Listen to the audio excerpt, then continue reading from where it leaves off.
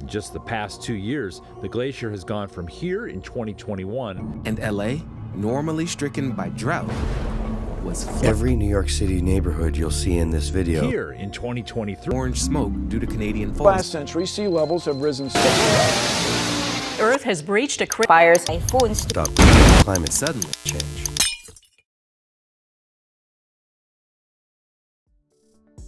Our planet is in grave danger. All around the globe, people are being affected by the ever-changing climate. Many coastal cities and people are being affected by the ever-changing climate issues that range from drastic weather conditions that cause extremely dry summers to harsh cold winters to even rising sea levels that can flood the streets of many cities. Cities like Bangkok, Amsterdam, Miami, New York, and Benghazi are just to name a few of the many cities at risk of rising sea levels. Today, we will hone in on the United States and focus on Florida, more specifically the city of Miami, and discuss how rising sea levels can pose a challenge to the city's economy and its people. Well, why Miami? Well, over the years, Miami has become a well-known city, ranging from the Art Deco architecture, the famous beach, the various attractions the city has to offer, the non-stop nightlife, and the city-wide indoor swimming pool. Well, okay, maybe not that last part, but it is becoming a reality with every passing year. Climate scientists have made renderings predictions of how the city of Miami will look within a 100-year time frame if there are no global actions made to combat climate change. Also, more than 2.6 million residents in Miami will experience climate gentrification and pressures to relocate if sea levels rises by 40 inches.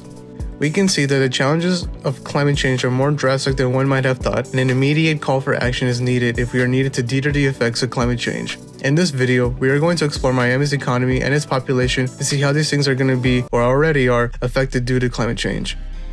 Welcome to Miami, the magic city where the sun always shines and the fun never stops. Whether you want to relax on the beach or go sightseeing, Miami has it all. But how can a city that almost never seems to sleep afford the luxuries and services for its people?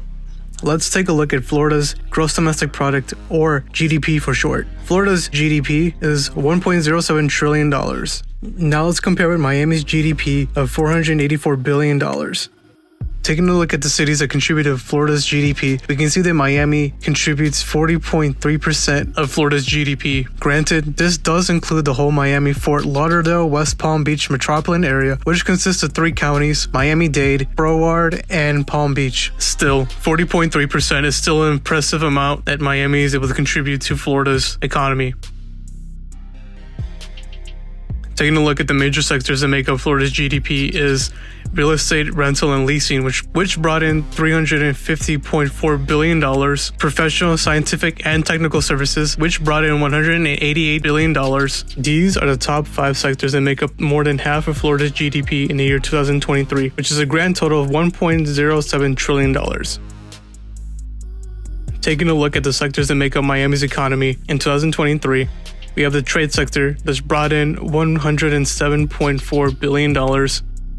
There were other sectors like healthcare and education that do play a big role. These were the main sectors that brought in money for Miami's GDP.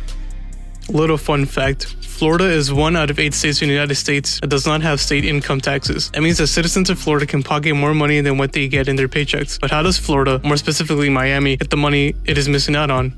Well, that means more taxes for the people.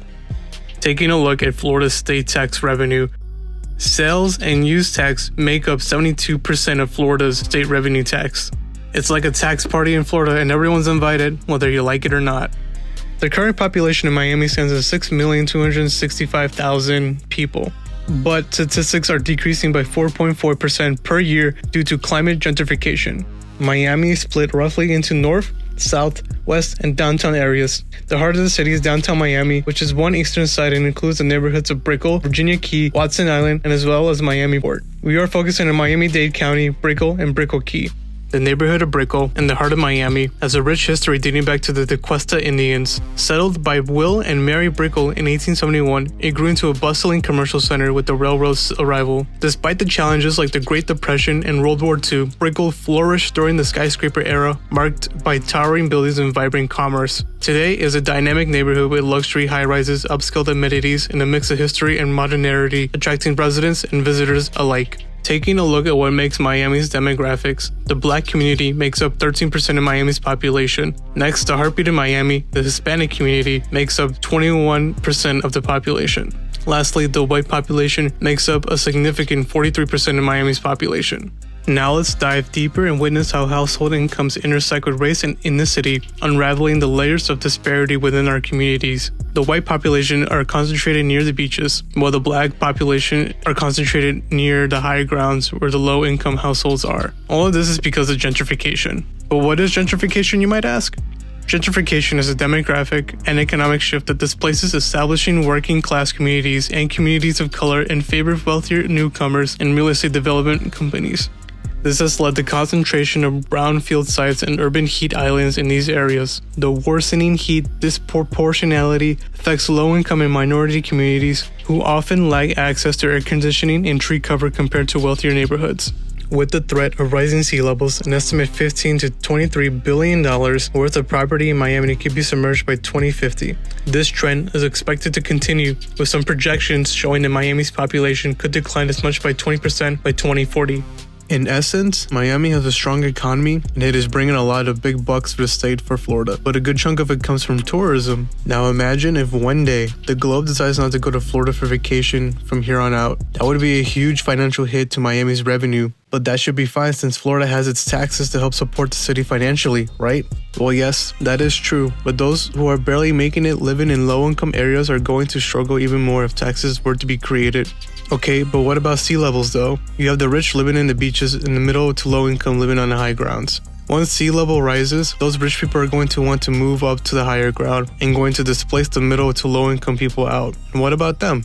They won't really have anywhere else to go. People will have to migrate even further into Miami or leave the state entirely, and that will have a huge impact on Florida's economy. This is why it's important to start thinking about how we can combat climate change. What will the state of Florida do to try and mitigate the rising sea levels? Will the government be responsible for the displacement of a portion of the population when the time comes? Will Florida take advantage of the rising sea levels and create a new attractions that will either keep the tourism sector intact or potentially gain more revenue? It could be the new Venice, who knows? Maybe, instead of migrating further inwards inside the city with the rising sea levels, how about we venture outwards and take advantage of the water and create new opportunities for urban developments? It is only a matter of time, but time is quickly running out.